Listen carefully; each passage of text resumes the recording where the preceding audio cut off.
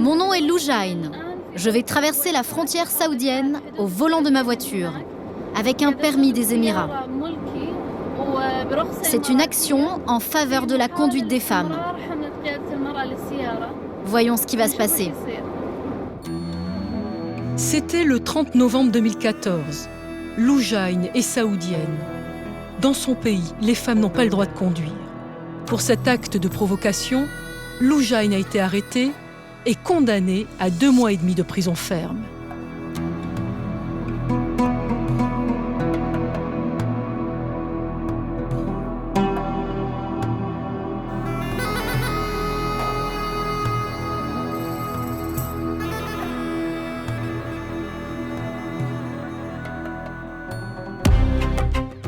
Coincée entre le Yémen et l'Irak, l'Arabie saoudite est un pays très fermé, où il est rare pour une équipe de télévision de pouvoir filmer.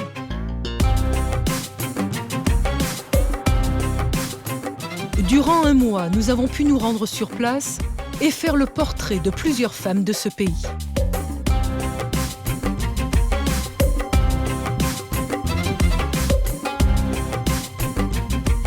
Elles se nomment Lina, Banderi, Dina ou encore Noura. Elles ont accepté de nous rencontrer et de témoigner. Je refuse d'être une victime. Je ne suis pas une victime. Loin de l'image de la Saoudienne soumise, nous avons eu la surprise de découvrir des femmes qui, malgré les interdictions, bousculent le pays en chahutant les préjugés. Je vous le dis depuis le début, je peux faire des choses. J'ai juste besoin d'apprendre, qu'on me fasse confiance, et là j'y arriverai. C'est la charia, la loi islamique, qui codifie chaque aspect de la société. En Arabie saoudite, ne pas respecter cette doctrine religieuse est passible de la peine de mort. Ce que nous demandons pour tous les citoyens, hommes et femmes, jeunes et vieux, c'est qu'ils puissent choisir ce qu'ils vont faire de leur vie. En rencontrant ces femmes, nous avons pu voir à quel point la religion, les coutumes et les traditions régissent leur vie au quotidien. Depuis la montée de l'islamisme en Arabie saoudite dans les années 70, les femmes sont considérées comme irresponsables et vulnérables. Chacune d'entre elles est sous la coupe d'un tuteur, un homme de la famille qui donne ou non son autorisation pour chacun de leurs gestes. Je ne pense pas que ce soit à cause de la religion. C'est plutôt un problème entre la culture et la société patriarcale. Depuis 10 ans, l'étau semble se desserrer pour les femmes. Mais les avancées se font à petits pas. Ici, on ne parle pas encore de révolution, mais plutôt d'évolution.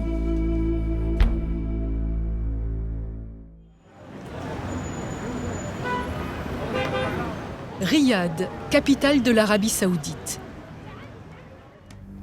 Dans une maison du centre-ville, nous rencontrons Madia, âgée de 60 ans. C'est la première femme à avoir accepté de témoigner. Madia est une militante de la première heure.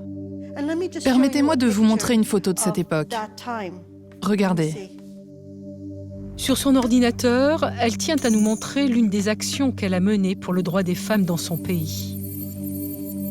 Madia est au volant d'une voiture. C'était le 8 novembre 1990. Avec 46 autres femmes, elle revendique ainsi publiquement le droit de conduire, un geste très risqué pour elle et sa famille. J'avais tellement peur. Je ne savais pas ce qui allait arriver, mais j'ai ravalé ma peur et je suis allée de l'avant. Je suis entrée dans la voiture, j'ai regardé mon mari et je lui ai dit « S'il te plaît, prends soin de nos filles ». Parce que je ne savais pas ce qui allait nous arriver, ce qui allait se passer pour nous.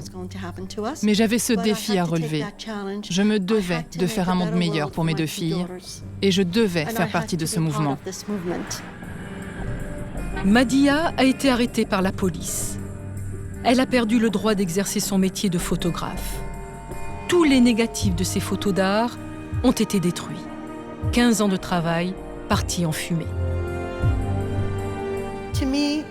Pour moi, ça n'était pas un grand sacrifice. C'était le moins que je pouvais faire. faire entendre ma voix, celle des femmes. Ce jour-là, pour la première fois dans l'histoire saoudienne, nous nous exprimions. Nous sommes montés dans nos voitures pour dire que nous, les femmes saoudiennes, nous avions des problèmes.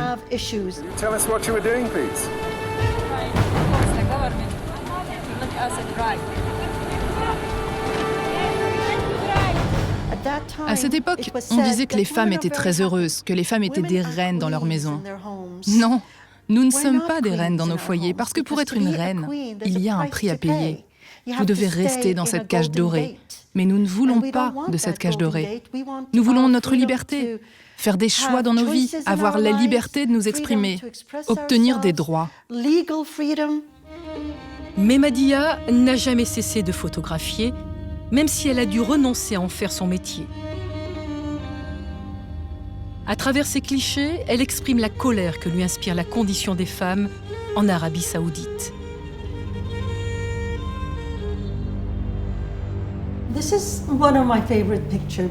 Voici une de mes photos préférées. Nous avons franchi 2 marches et nous regardons le long chemin qu'il nous reste encore à parcourir. Je considère la photo de cette femme comme un symbole. Elle reflète à quel point nous sommes coincés par la culture saoudienne.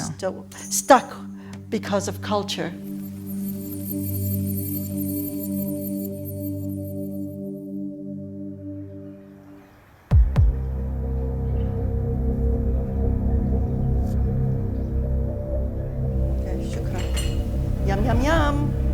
Yum, yum, yum.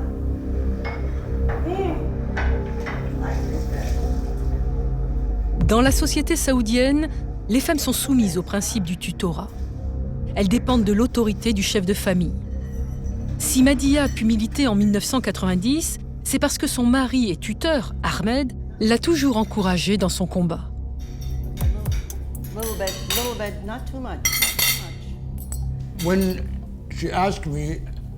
Quand elle m'a demandé si elle pouvait conduire avec toutes les autres femmes, j'ai dit oui. Je pense que c'est son droit de le faire. Donc j'étais prêt à tout pour protéger ses droits. Droit de conduire ou toute autre chose qui nécessite mon soutien. Je pense que beaucoup d'hommes voudraient être comme ça. Mais je pense qu'il faut du courage, beaucoup de courage pour s'opposer à la société et dire que la liberté des femmes n'affecte pas la virilité des hommes. Cela ne remet pas en question ce qu'ils sont. Et avoir le courage de se lever et de dire ça, sans jamais s'opposer à ce que je fais, tout en étant fier de moi, je pense que ça, c'est un message fort. Noura.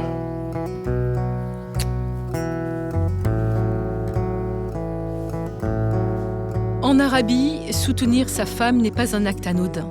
Ahmed est légalement tenu pour responsable des actes de Madiha. Dans notre société, je suis sûr que dans un avenir proche, les femmes pourront non seulement conduire, mais aussi obtenir d'autres droits dans ce pays. En tout cas, je l'espère.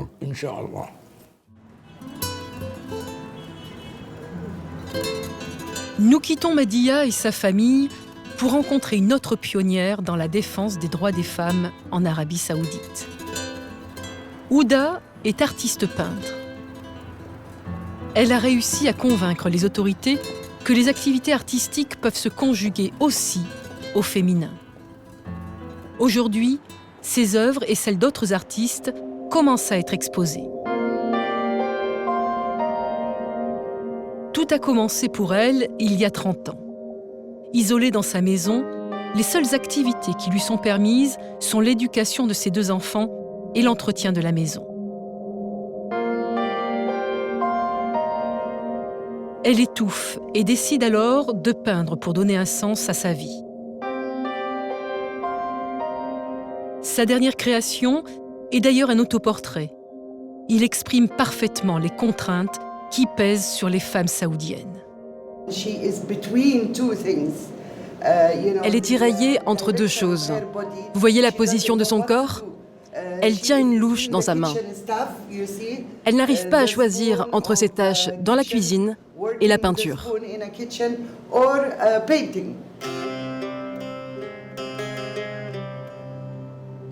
Ce qui était au départ un remède est vite devenu une passion. Depuis, malgré ses obligations de femme au foyer, elle n'a jamais cessé de peindre. Pour ne pas être dérangée, Ouda pratique la peinture tôt le matin ou en fin de soirée, après avoir accompli toutes les tâches ménagères de la maison. Vous ne pouvez pas demander aux hommes saoudiens de faire la cuisine et de faire la vaisselle. C'est comme ça. Faites-le, vous. Vous avez essayé de demander ça à votre mari ? Je ne peux pas. Je ne veux même pas essayer. Ce n'est pas approprié.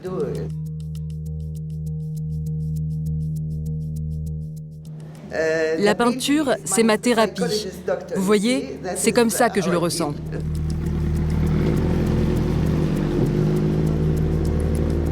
Comme Ouda, beaucoup de femmes saoudiennes souffrent de leur enfermement forcé. Nous quittons Riyad pour nous rendre sur les bords de la mer Rouge, à Djeddah. C'est ici que nous avons rendez-vous avec Lina. À 38 ans, elle dirige aujourd'hui une entreprise qu'elle a elle-même fondée, un club de sport. Anne est une joueuse. C'est une vraie sportive. Elle a un gros mental et elle est vraiment, vraiment rapide. Pourtant, il y a 12 ans encore, Lina était recluse chez elle pour s'occuper de son mari et de ses 2 enfants. Victime d'une dépression, elle décide alors de faire du sport et même de monter en 2003 une équipe de basket féminine.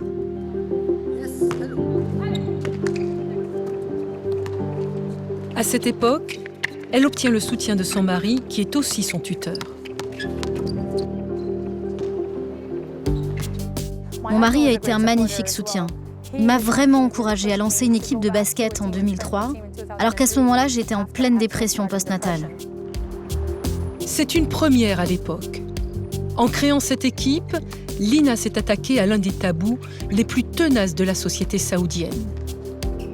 Il est officiellement impossible pour les femmes d'exercer une activité sportive, sauf dans les écoles privées, qui sont minoritaires dans le royaume. J'ai été dans une école privée, donc j'ai joué au basketball, au tennis, au squash ou encore au football. Voilà ce qui explique mon amour et ma passion pour le sport. Aujourd'hui, Lina est fière de nous présenter le fruit de sa passion et de son combat, le Djeddah United. Pour ouvrir son club, elle a obtenu providentiellement l'agrément du gouvernement. Mercredi, c'est un événement pour les femmes. On fait la fête. Le but est de sensibiliser et soutenir la cause des femmes. Alors que le samedi, c'est pour tout le monde, hommes et femmes. Beaucoup de femmes souhaitent rejoindre le club, car pour elles, Lina est un modèle. Dans son équipe d'encadrement, il y a d'ailleurs une nouvelle recrue, Alla. Elle vient tout juste de rejoindre le groupe et mesure l'importance du travail de Lina. Ça vous donne un but, surtout dans un pays comme l'Arabie Saoudite où il n'y a vraiment pas grand-chose à faire. Ici, il n'y a aucune activité, alors le sport vous donne un objectif. C'est ce que j'ai ressenti lorsque je pratiquais un sport quand j'étais étudiante à l'étranger. Quand je suis revenue ici, j'ai trouvé ça vraiment difficile de me réintégrer dans la société. Je n'avais rien à faire. J'ai donc trouvé un sens à ma vie en jouant au basketball. Ça m'a donné un but. Du coup, maintenant, je suis beaucoup plus heureuse.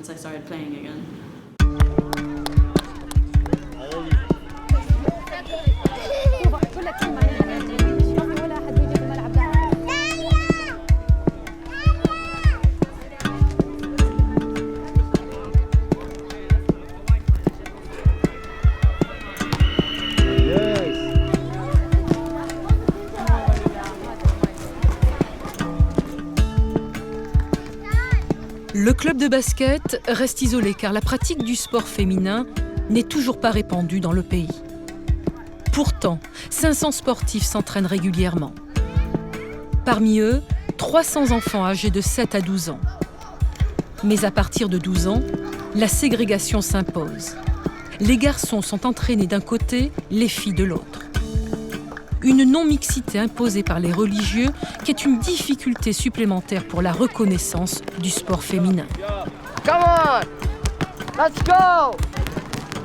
De toute évidence, on nous mettait des bâtons dans les roues pour trouver des installations, trouver des entraîneurs. C'était un vrai challenge. La société utilise la religion pour condamner le sport féminin. Ils parlaient des femmes sportives comme étant immorales. Ils ont même été jusqu'à dire que c'était des actes ou des activités sataniques, etc., etc. Pour lutter contre les préjugés, Lina et les membres de son équipe savent qu'il faut médiatiser leur combat, quitte à affronter les critiques et les menaces. D'accord. This is basically our portfolio. Up until 2007, Voici notre album avec des articles de presse.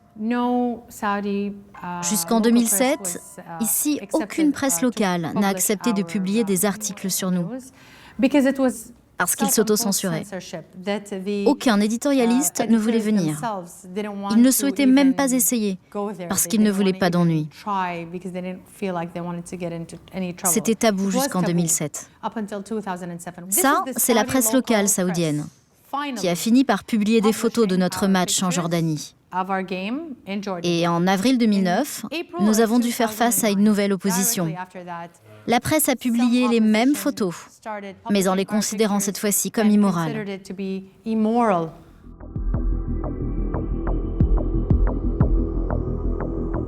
Depuis maintenant 5 ans, le débat fait rage dans les médias.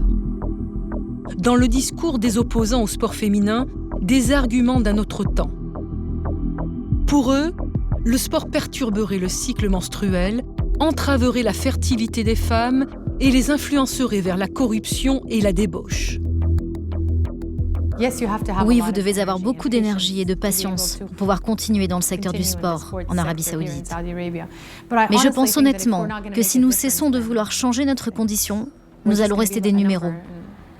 Et je ne veux pas être juste un numéro. Je ne veux pas de cela pour mes enfants non plus.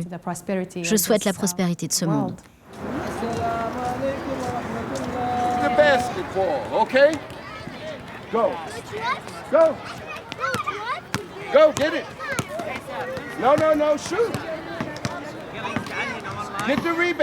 Grâce au combat de Lina, la Jeddah United est devenue aujourd'hui la vitrine du sport féminin en Arabie Saoudite. Elle fait entendre la voix des Saoudiens progressistes qui clament que rien dans le Coran n'interdit aux femmes de pratiquer une activité sportive. Il y a une approche féministe dans l'islam qui malheureusement a été détournée par les conservateurs. Et d'un autre côté, il n'y a personne face à eux pour évoquer ce sujet. Personne ne parle de cet autre point de vue de l'islam modéré. Et c'est cette vision que nous essayons de montrer, mais aussi de pratiquer. Nous sommes l'islam modéré.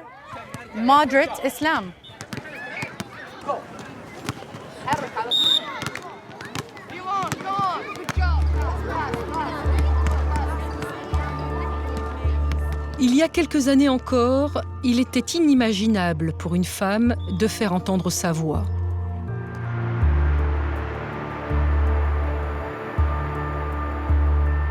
Depuis peu, certaines arrivent néanmoins à s'exprimer, voire à participer à la politique de dialogue national. C'est le cas d'une princesse. Elle se nomme Banderi Abdulrahman Al-Faisal et elle nous a donné rendez-vous dans l'enceinte d'un palais royal.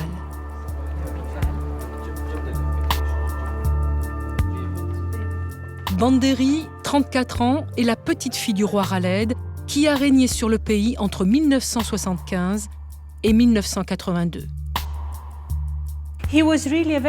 C'était vraiment un homme très simple. Il se souciait des gens.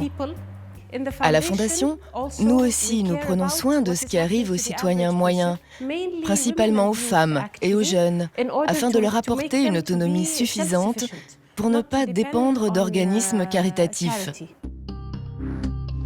Banderi dirige la King Khaled Foundation, dont l'une des missions est de proposer des projets de loi capables de faire évoluer la société saoudienne, et notamment le droit des femmes.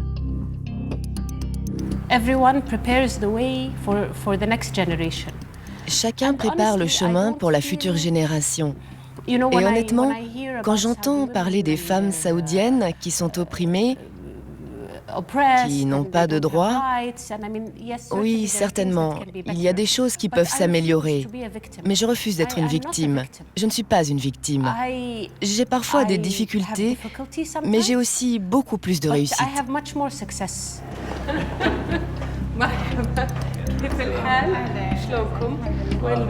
En tant que princesse, Banderi est en lien direct avec les hauts dignitaires du pays. Grâce à son statut privilégié, elle ose aborder des thèmes particulièrement sensibles que personne n'avait jusqu'alors évoqués. Très récemment, c'est le débat sur les violences conjugales qui a été mis à l'ordre du jour. Un sujet plus que tabou dans une société qui sacralise le foyer. You have more influence. Yes. You have that influence if they're receiving a certain amount of funding and effort and things for the foundation over an extended period of time, then they will have to do that. We have a research and advocacy department at the foundation. Nous avons un département de recherche juridique. Nous aimons nous concentrer davantage sur des changements positifs dans la législation et sur les changements de perception. On a donc essayé d'améliorer la législation en matière d'abus domestiques.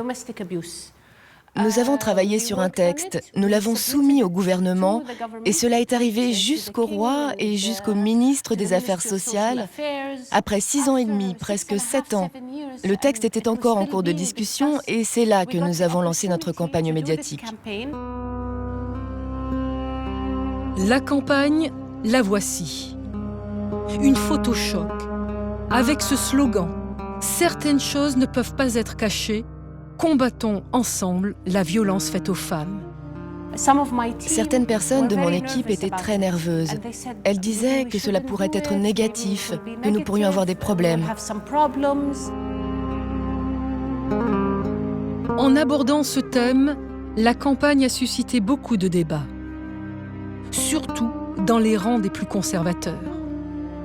Mais Banderi a su offrir tout le poids de son prestige pour défendre la cause.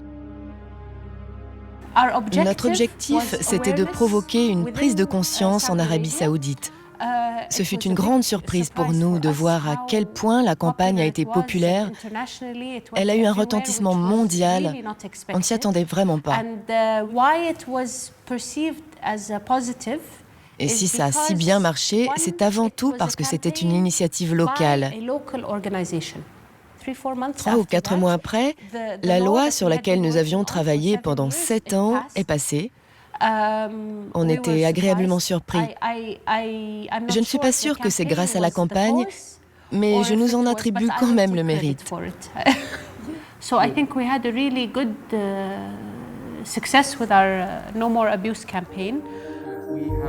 Grâce à cette nouvelle loi, les femmes saoudiennes peuvent dorénavant porter plainte pour tout abus, qu'il soit physique ou psychologique. Des avancées comme celle-ci, il y en a eu quelques-unes au cours des dernières années. La plus symbolique a eu lieu en 2011.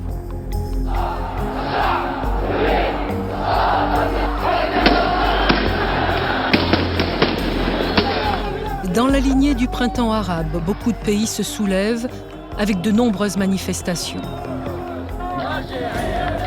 Pour éviter toute contestation en Arabie Saoudite, le roi prend des mesures radicales. Augmentation du salaire des fonctionnaires, création d'emplois, accès au logement. Et il fait une annonce historique. Il s'engage à faire entrer 30 femmes à la Choura, le conseil national tenu jusqu'alors par 150 hommes. Je pense qu'aujourd'hui, nous sommes à un tournant historique de l'Arabie saoudite, un tournant dans l'histoire des femmes saoudiennes. À partir d'aujourd'hui, la femme est un membre à part entière de notre société. Quelques mois plus tard, le 11 janvier 2012, le roi Abdallah tient sa promesse. l'Ashura inaugure officiellement l'entrée des femmes dans sa commission. Leur participation est un symbole fort. Au sein de l'Ashura, les femmes saoudiennes vont pouvoir travailler sur des projets de loi qu'elles présentent au roi.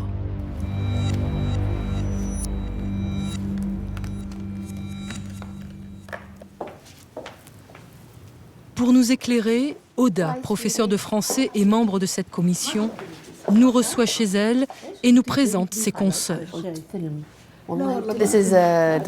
Voici le docteur Souraya. C'est une collègue du Conseil de l'Ashura et elle a représenté l'Arabie saoudite aux Nations Unies. Il y a aussi Sherifa, professeure d'anglais. Particulièrement expérimentée en politique, Souraya a bien l'intention de faire bouger les choses. Son cheval de bataille, l'égalité entre hommes et femmes. Nous avons travaillé sur une proposition du droit de la famille. Cela inclut les droits des femmes au sein de la famille. Par exemple, le tutorat. Nous avons des religieux qui travaillent avec nous et qui disent, conformément à la charia, qu'en fait le tutorat ne devrait s'appliquer que jusqu'à l'âge de 18 ans. Après ça, l'homme et la femme devraient être autonomes. Les membres de l'Ashura osent le dire. La soumission de la femme imposée par des religieux n'est pas justifiée dans le Coran. Le principe de base des droits de l'homme est d'avoir le choix. Donc nous demandons que tous les citoyens, hommes et femmes, jeunes et vieux, aient le droit de choisir leur manière de vivre. Pour les femmes, de porter le voile ou non, ou encore d'aller à l'école. La possibilité du choix est au cœur même des droits de l'homme et de l'islam. En Arabie saoudite, il ne faut jamais précipiter les décisions. Il faut laisser au peuple, mais aussi aux courants les plus radicaux, le temps de la réflexion. En Arabie saoudite, nous essayons de prendre ce qui est bon dans nos propres valeurs, celles de l'islam, ainsi que nos principes culturels. Nous avons de belles choses que nous devrions garder, mais nous devons aussi faire partie du monde moderne et nous adapter à ses pratiques et à ses valeurs. Je crois que l'Arabie saoudite est un pays d'évolution et non de révolution. Nous progressons étape par étape.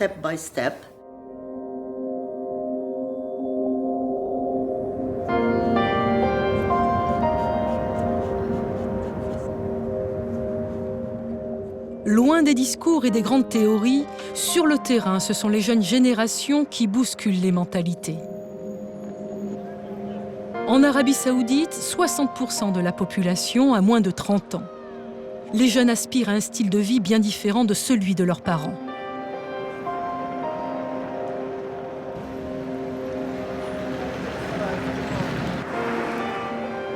Nous repartons pour Djeddah, à 900 km à l'ouest de Riyad, où nous devons rencontrer Dina, une femme qui symbolise cette jeunesse en action.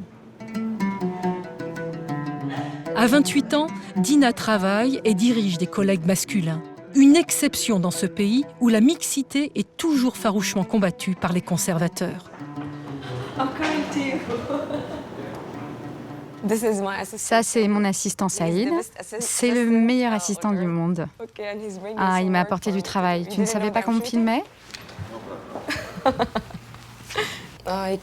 J'ai commencé dans cette entreprise en tant que designer graphiste. Et j'ai dit à la direction, j'adorerais être plus qu'un designer. Et je leur ai demandé, je veux aller sur les chantiers, je veux voir, je veux apprendre. Et au bout de 4 ans, j'ai beaucoup appris. J'ai de l'expérience maintenant. Je dirige des projets. J'en ai 3 en ce moment en ville. Hello.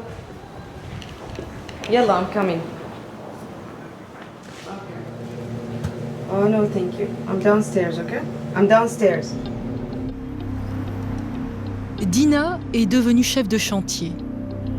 À peine arrivée au bureau, elle doit immédiatement repartir de l'autre côté de la ville pour s'occuper justement d'un bâtiment en travaux. Diriger des hommes ne l'intimide absolument pas. À peine arrivée, Elle n'hésite pas d'ailleurs à donner ses premières consignes aux ouvriers.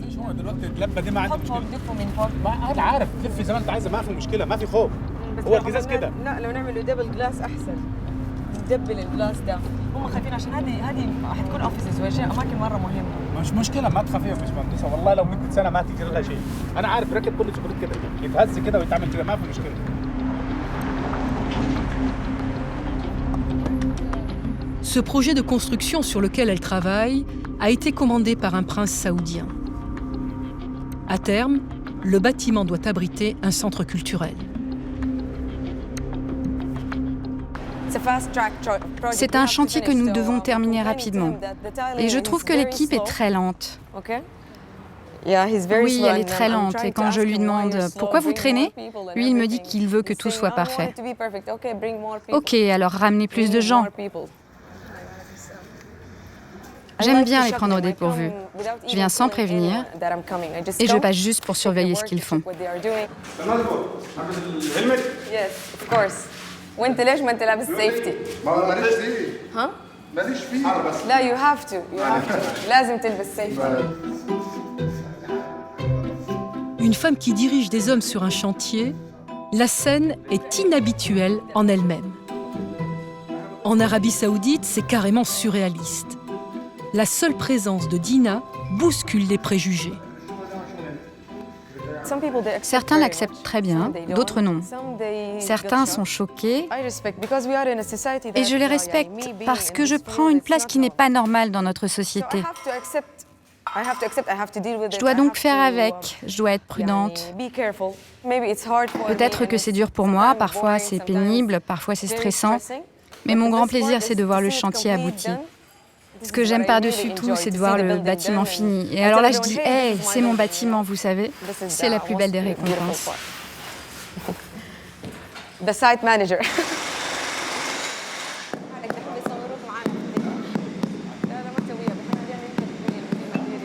Dina aime son métier, ses responsabilités. Mais le secret de sa réussite, elle le doit à cet homme. Louis, son employeur, il est américain. C'est lui qui lui a donné cette chance de faire ses preuves.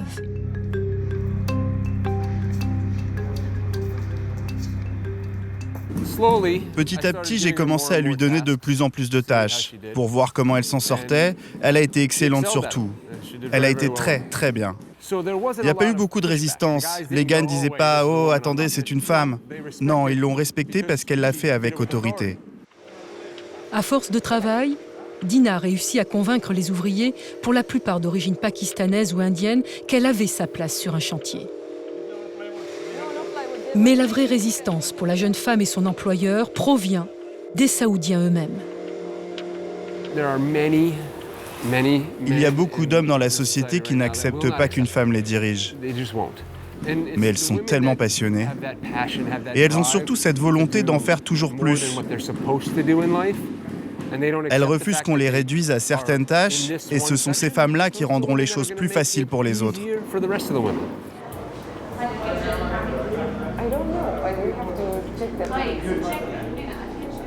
Et justement, Dina a rendez-vous avec son client, qui lui est saoudien. Il représente le prince qui a commandé le bâtiment. Situation pour le moins rare, l'homme se retrouve face à 3 femmes, Dina, mais aussi 2 décoratrices d'intérieur.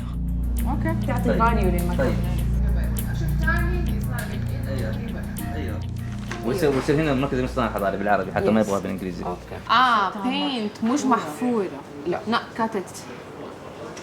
بنفكر ستانلس ستيل. ايوه محفور. C'est la première fois que je travaille avec des femmes saoudiennes dans le cadre de ce projet. Alors au début, j'étais un peu timide. Il s'est habitué, on a brisé la glace. Oui, c'est vrai. J'étais timide et surpris, mais depuis, je me sens très à l'aise dans cette collaboration. C'est vrai, nous travaillons très bien ensemble. Il n'y a pas de différence entre les hommes et les femmes. Oui, ok. On va vous donner le meilleur. Oui, d'accord, très bien.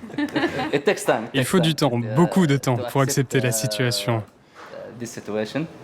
Les femmes d'affaires sont capables, elles sont professionnelles, elles savent quoi faire.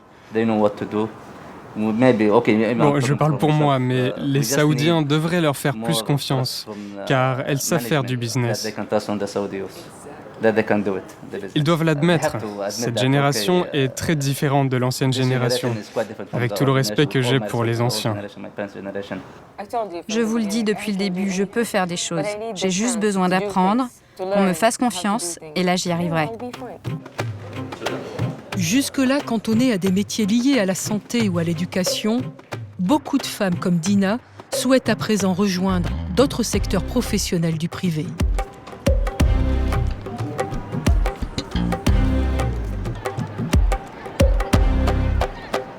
Nous sommes à Riyad, dans l'un des plus grands centres commerciaux de la capitale.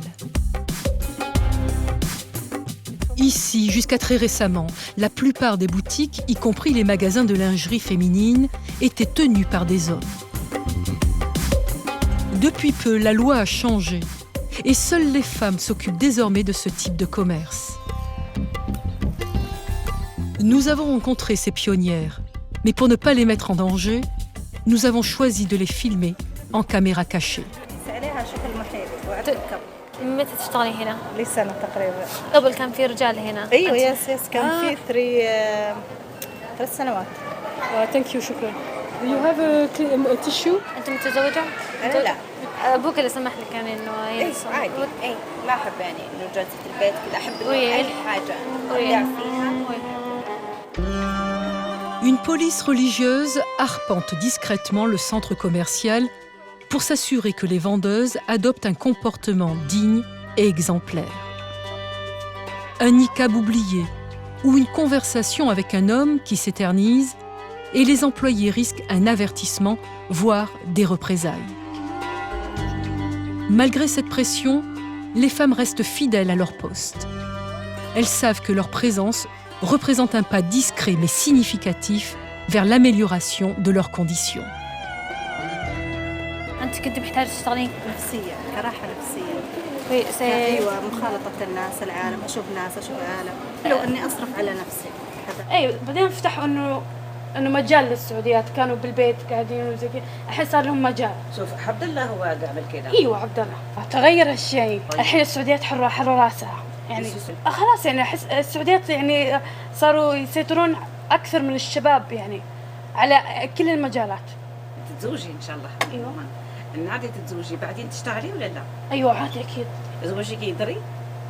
أنا للحين ما أدري بس إنه لازم يدري أكيد. وممكن ما يدري؟ لا طبعاً.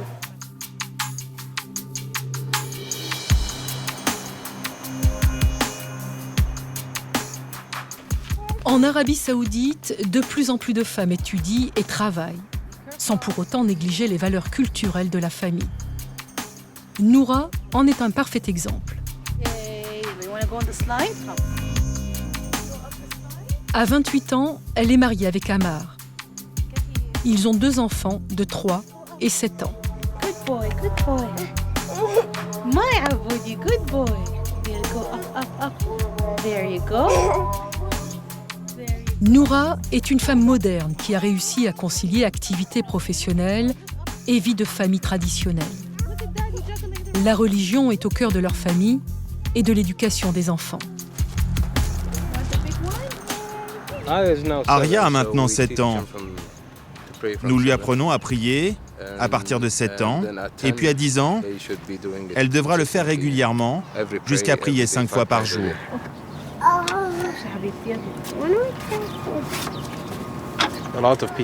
Beaucoup de gens vous jugent, vous savez. Ils jugent l'autre sur son apparence. Si je porte un turban, si j'ai une longue barbe, alors je suis très religieux. C'est une façon très superficielle de juger les gens sur leur vie.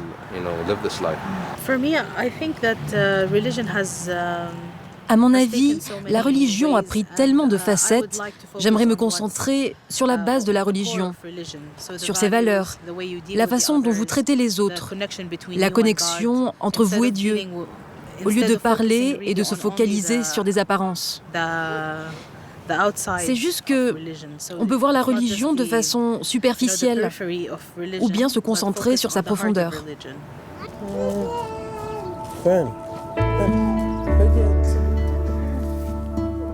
Noura et Ammar souhaitent que leurs enfants s'ouvrent au monde extérieur.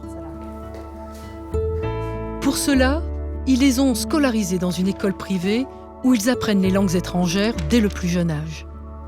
Okay, so let's practice your writing here. Where's the last short words? Do you understand French? Vous compris? Tu compris? She understands a little bit. Elle comprend un petit peu. Ils apprennennent surtout l'anglais et l'arabe. Puis ils font un peu de français et parfois un peu de chinois. Ce sont des activités extrascolaires.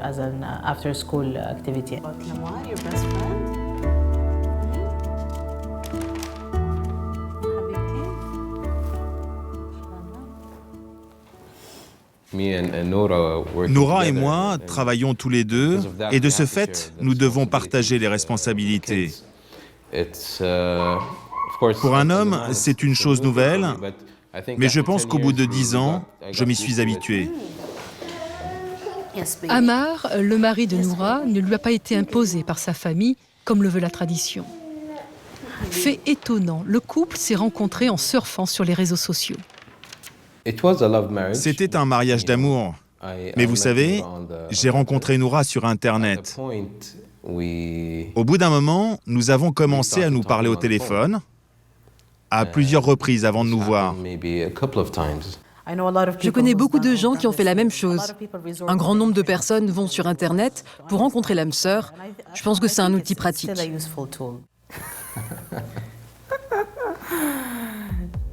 Pour Ammar, c'est une vraie confidence, car jusqu'à présent, il n'avait jamais avoué à sa famille comment il avait rencontré Noura.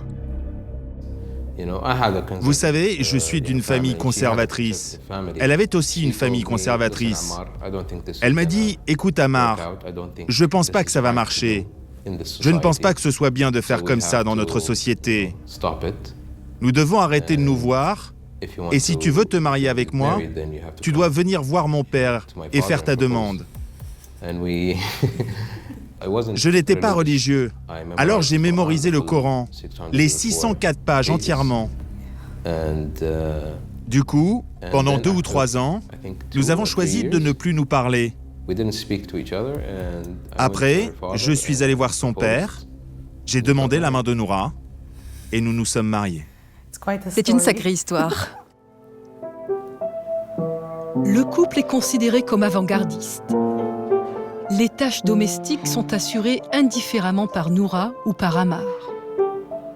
En agissant ainsi, le couple fait voler en éclats le modèle de la femme saoudienne soumise.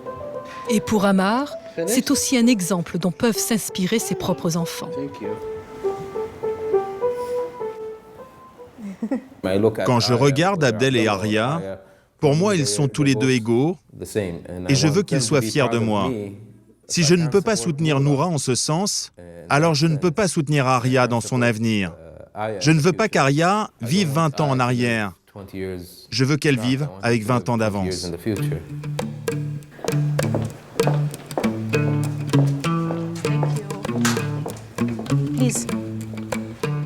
Noura a fait ses études à Londres. Elle a obtenu un doctorat dans le domaine des énergies renouvelables. Mais pour pouvoir étudier à l'étranger, elle a dû mettre en place une véritable stratégie pour convaincre son père de la laisser partir. Mon père a dit non au début. Ma mère a été notre première complice. Quand il a dit non, nous sommes allés pleurer dans notre chambre. Alors elle est venue et elle nous a dit « Vous savez, il faut persévérer. Appliquez-vous. Prenez vos cours d'anglais et puis nous verrons plus tard avec votre père. » À l'époque, Noura était la plus jeune bachelière en Arabie Saoudite. Pour son père, voir partir sa fille à Londres, alors tout juste âgée de 15 ans, était une lourde responsabilité.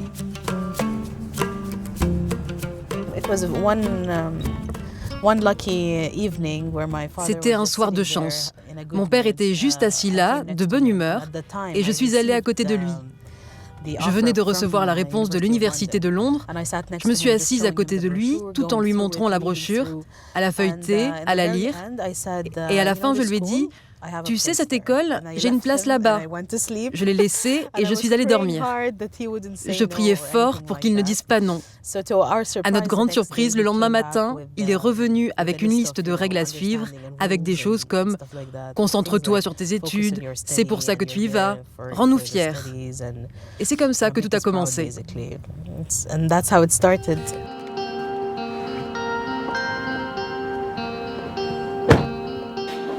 صباح الخير شيخ عابر اليوم عندنا مصورين كيف حالك كبير؟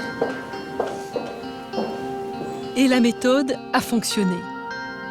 Noura est aujourd'hui directrice en stratégie et marketing dans une grande entreprise française spécialisée dans le nucléaire.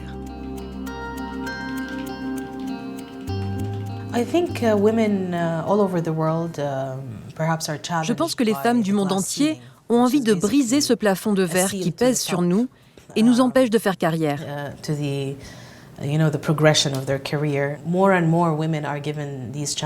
De plus en plus de femmes y arrivent. Et c'est parce qu'ici, en Arabie Saoudite, le marché s'est ouvert. Je me souviens en 2003, quand j'ai décroché mon bac, il y avait beaucoup moins de concurrence qu'aujourd'hui. Et à l'époque, il y avait peu de monde qui se lançait sur le marché du commerce.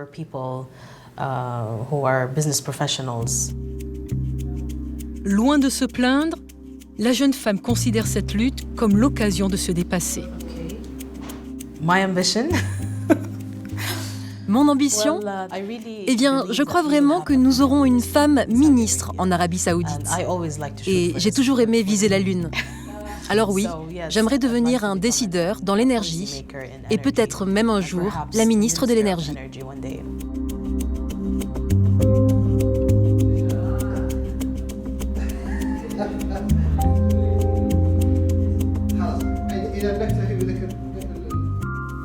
ها؟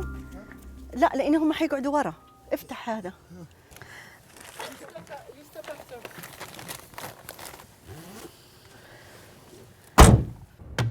Avant de quitter l'Arabie Saoudite, nous retrouvons Madia, l'éternelle résistante. Elle souhaite que nous l'accompagnions dans le désert pour une dernière séance photo. La structure urbaine de Riyad a énormément changé ces dernières années. Les déplacements sont devenus beaucoup plus faciles et dans 5 ans, nous allons avoir le métro. Nous sommes tous très excités et j'aimerais être la première personne à prendre le métro. Aller travailler, aller à pied à mon travail. Je sens comme une motivation dans cette mobilité. Je pourrais choisir à tout moment de prendre les transports en commun. Ça va être très libérateur pour nous les femmes.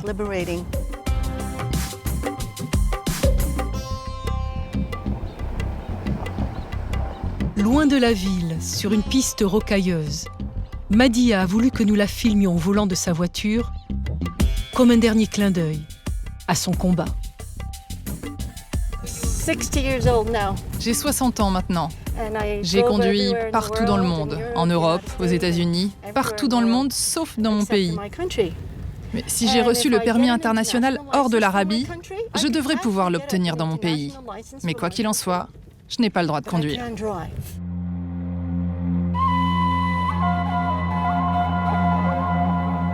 Au bord d'une falaise, c'est l'endroit que Madia a choisi pour sa photo.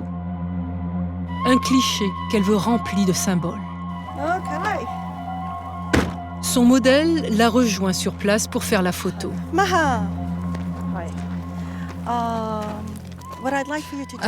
J'aimerais que tu te tiennes là-bas au bord et que tu regardes aussi loin que tu peux. Et il est possible que ton abaya s'ouvre avec le vent, oui, qu'il vole dans le vent. Le sentiment que je veux obtenir, c'est que tu regardes sans cesse jusqu'au bout du monde pour voir l'avenir. Ça ne me dérange pas si tu montres tes cheveux. De toute façon, on va prendre 2 photos. Ici, regarde. Ce n'est pas merveilleux ? Alors, même si le vent emporte ton voile, oui, c'est parfait, absolument parfait. J'espère que je pourrai photographier ce moment. Waouh, j'adore. Oui, regarde le monde juste éternellement. Oui, super, c'est sublime.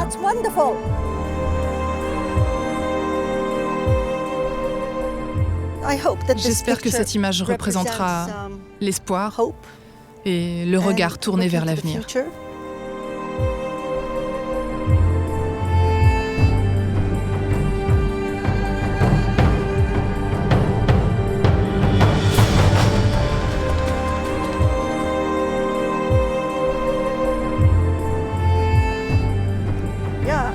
knows how to take it from different angles, and I could tell you're good.